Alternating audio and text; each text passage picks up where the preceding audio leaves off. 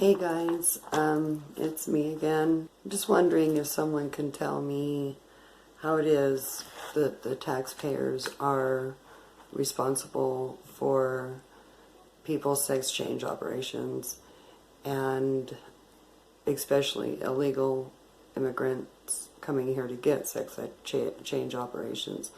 Why is it the American taxpayers' responsibility to pay for that?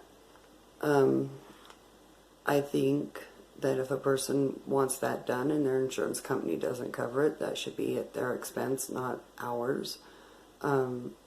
Most people are raising their children, and as a mother of 3 and grandma's 7 grandkids, I know that there are a lot of expenses out there, and one of them isn't helping people to change their gender. In my opinion, I would not pay for anybody or help anyone with that.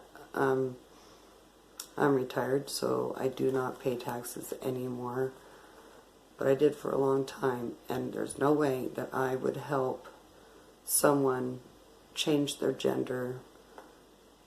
For me, it's against my religion to begin with, and well, most kids, they grow out of it, and these people, these parents pushing their children into thinking that they're not the sex they were born, rather they're not a girl, they're a boy, or not a boy, they're a girl.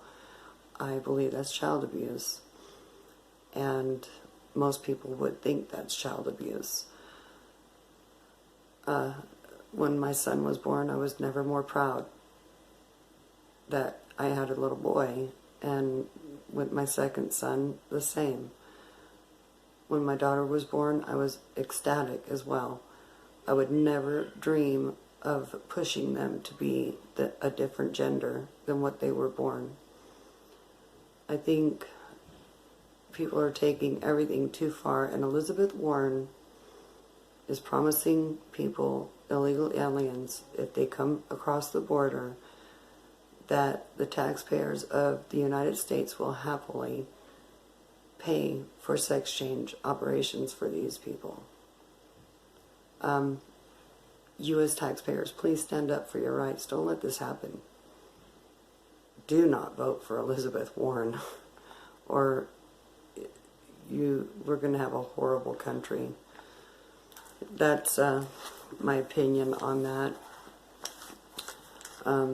I wanted to bring up the beautiful Republicans storming into Adam Schiff's illegitimate impeachment hearings at the Capitol. I have never, ever been more proud of the Republican Party in my life.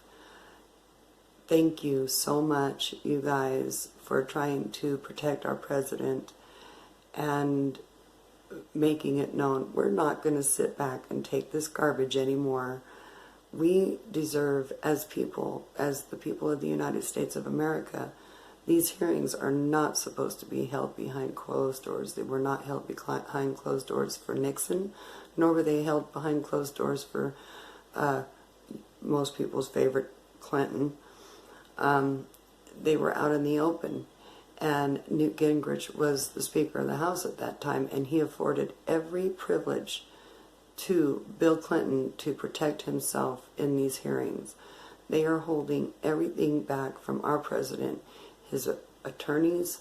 They're not allowed to even see what's in the transcripts. Our people, our Republicans that sit on Congress are not allowed to be in these hearings. What kind of hogwash is that? That's a bunch of crap. They need to be there to protect the president. If this was a Democratic president and these proceedings were being held up by the Republicans, and the Republicans were doing the exact same thing, there would be heck to pay, and the Democrats would not allow it, and neither would the media. The media would stick up for the Democrats. They would smash the freaking Republicans. This is horrific, and I just really hope that people understand that these proceedings are not going according to law.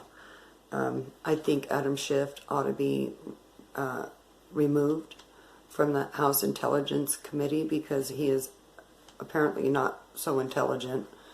He needs to be sent home with his tail between his legs and maybe charged with obstruction of justice, slander, defamation of character. I mean, there's a lot of things I could see that could possibly happen to him. Why is nothing happening?